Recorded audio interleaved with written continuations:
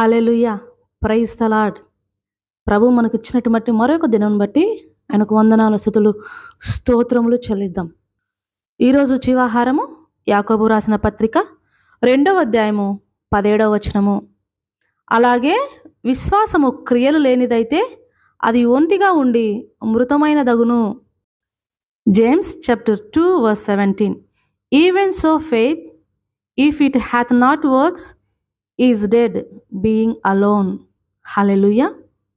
ప్రియ సహోదరి సహోదరులారా, ఈ యొక్క ఉదయకాలమున ప్రభు మనలందరినీ విశ్వాసంలో బలపరచుటకు, మీ యొక్క విశ్వాసమును క్రియల ద్వారా వెల్లడి చేయుటకు ప్రోత్సహిస్తున్నారు. క్రియలు విశ్వాసము రెండు తోడైతేనే మనము దేవుని చూడగలము. క్రియ లేని విశ్వాసము, అలాగే విశ్వాసం లేని క్రియలు రెండు కూడా వ్యర్థము. క్రియ లేని విశ్వాసము చచ్చిన దానితో సమానమట.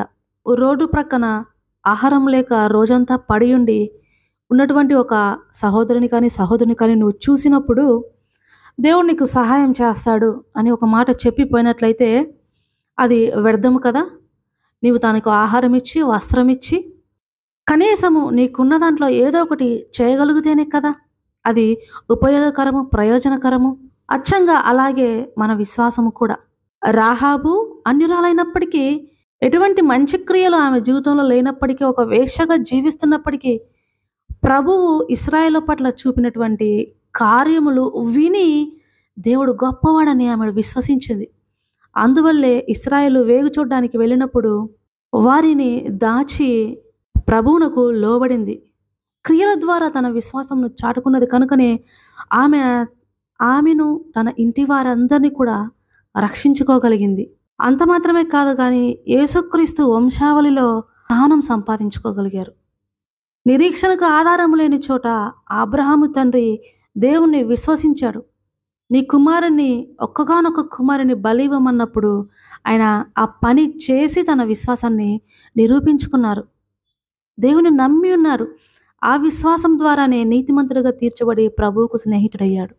12 సంవత్సరాల నుంచి రక్తస్రావంతో బాధపడుచున్న స్త్రీ ఆయన యందు విశ్వాసం ఉంచింది కనుక వెళ్ళి వస్త్రపు చెంగు ముట్టినా చాలు, నేను స్వస్థపడతానని ఆమె తన విశ్వాసాన్ని రూఢిపరుచుకున్నది. ఇవన్నీ క్రియలు.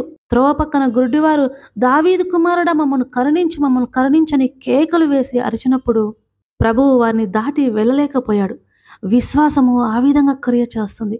నీ దేవుణ్ణి నీ నుంచి, నీ సమస్య నుంచి దాటి వెళ్లకుండా ఆయన్ను కట్టి పడేయగల శక్తి నీ విశ్వాసముకు ఉండాలి.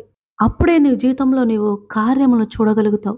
ఊరికే ఏమీ చేయకుండా, క్రియలు లేకుండా దేవుడు ఉన్నాడు, అన్నీ చూసుకుంటాడు, నాకు అన్నీ వచ్చి పడతాయి, ఎవరో వడ్డించిన విస్తర కాదు జీవితం.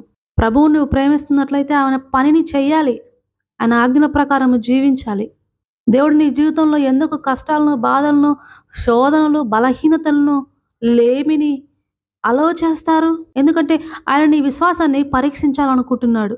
ప్రస్తుతం ఉన్న స్థితి కంటే హెచ్చైన స్థితిలో నీవు ఉండాలంటే నీ విశ్వాసము పరీక్షించబడాలి, నువ్వు పాస్ అవ్వాలి, అంతకన్నా హెచ్చైన స్థితిలో నీవు ఉండాలి అని ప్రభు ఆశిస్తున్నాడు. కనుక పరీక్షలకు సిద్ధముగా ఉండండి.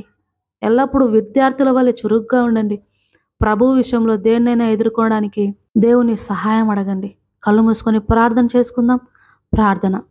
మహోన్నతుడా, మహాగణుడా, రాజుల రాజా, స్తుతిపాత్రుడా, స్తోత్రార్హుడా, మీకు వందనాలు తండ్రి. నా దేవుడిగా ఉన్నావయ్యా, నా తండ్రిగా ఉన్నావు, నా స్నేహితుడిగా ఉన్నావు. చంకనెత్తుకొని ముదిమి వచ్చు వరకు కాపాడే నా దేవుడవు తండ్రి.